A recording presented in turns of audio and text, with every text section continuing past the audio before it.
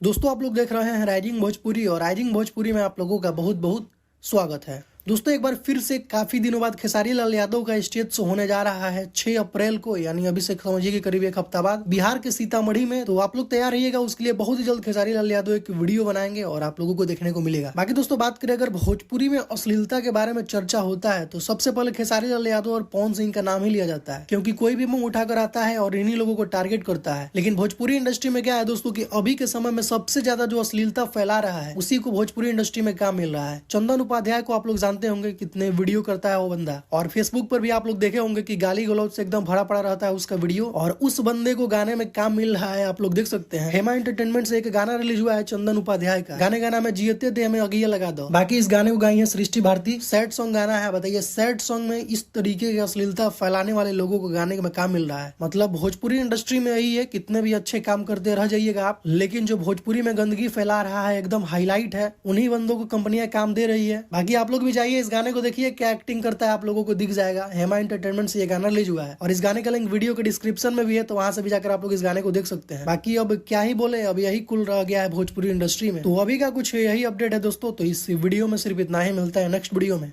Thank you so much.